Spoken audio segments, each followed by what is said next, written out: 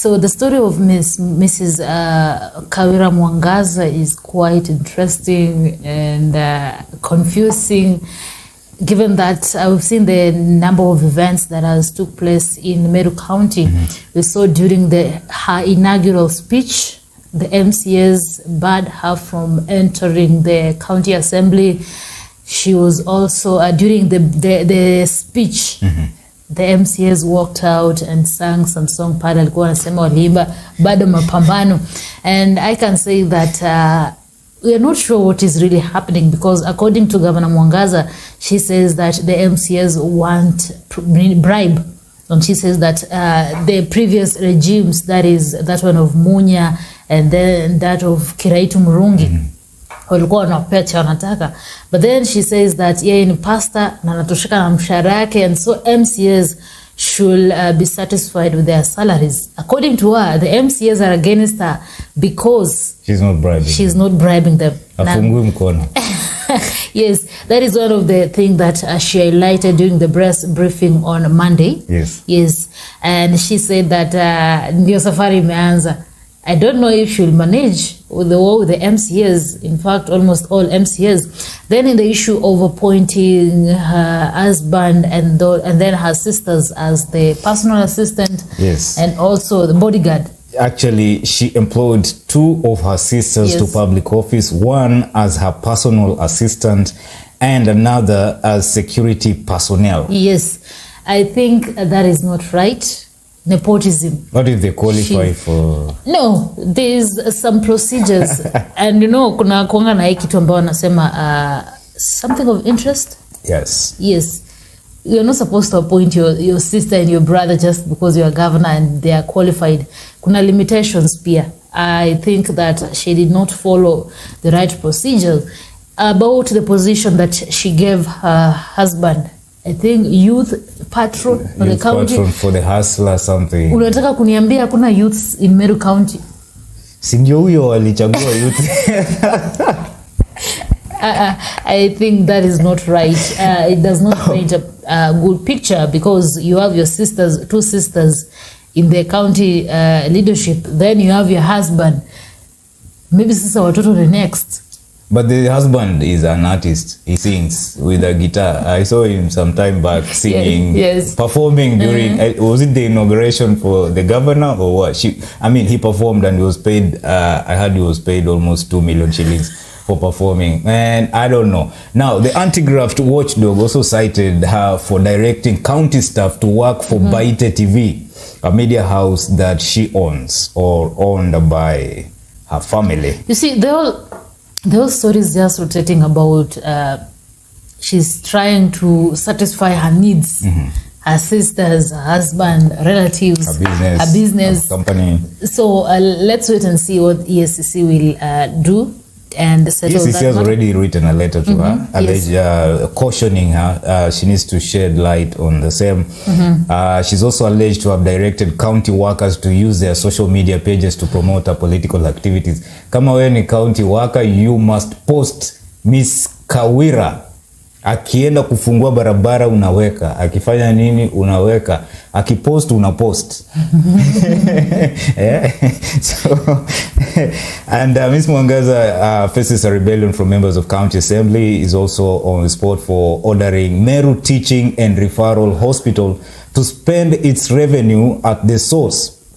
She issued the spending directive to resolve perennial shortages of drugs and pharmaceuticals. Further, the report indicates that Mr. Baiku has been attending official county meetings and issuing directives to county employees.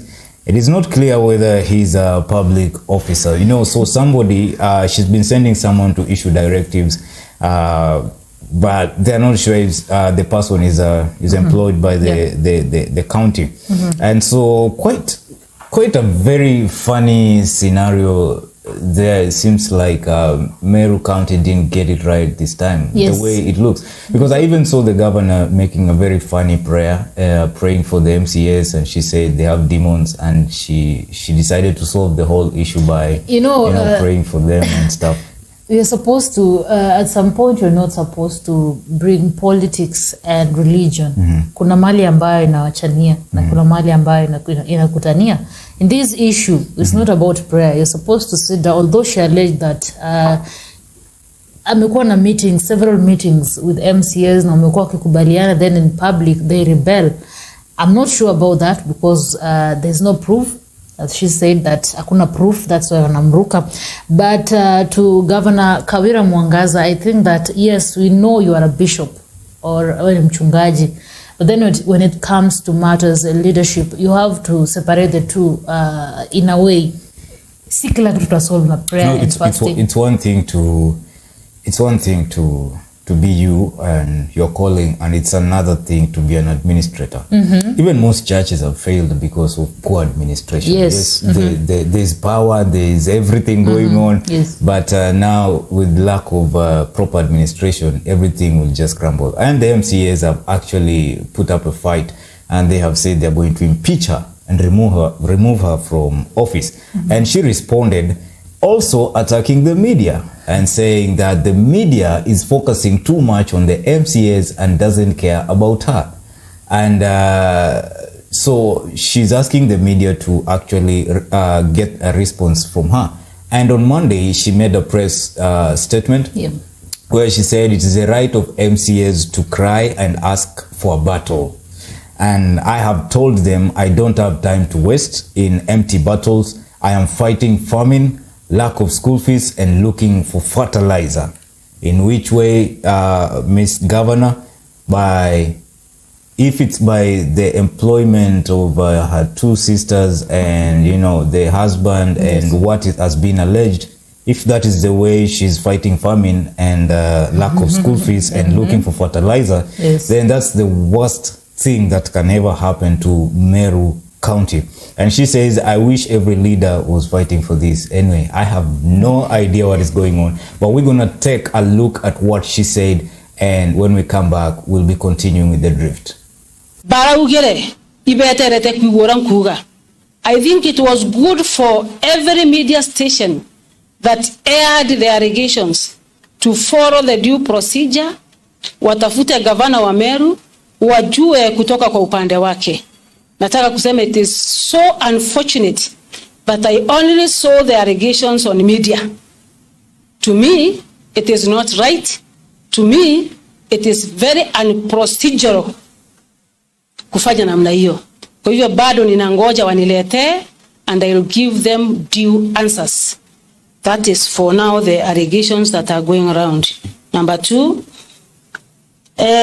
tumeona mapambano. We've witnessed a lot of filthy things within our county.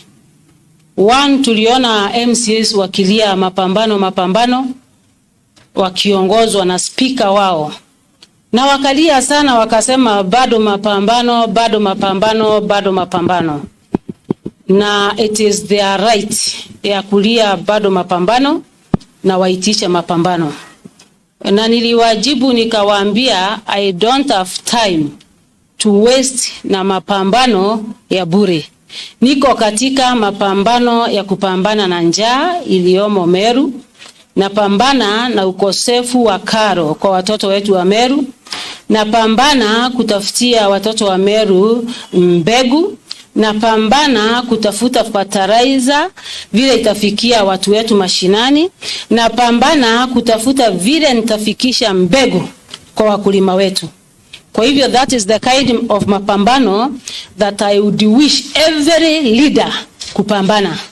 Na immediately after walipoimba mapambano, just as I said the other day, we met all the leaders, that is member of County Assembly of Meru. We've talked to them not once, not twice, not thrice. I've even made my own sacrifice to meet them at different places, even at my own private home, for us to address the issues. And after addressing all the issues, I then and to sit down and draft a way forward. And in my speech, I had included on how we shall handle the issue of word fund. And the speech is still with the County Assembly of Meru. Unfortunately, hawakungoja. They barred me from entering the assembly, which I did by force or by God's grace. And then immediately after kuanza kuongea, wakatoka nje. Na walipotoka nje, wakaimba mapambano. For that reason, kwa sababu wana keep changing kama chameleon. From the word go, they said governor is not meeting them, governor is not receiving their cause, governor is not ready to work with them, which is a lie, kwa sababu nimeongea na wao mara nyingi na kutembea katika sehemu zao za uongozi.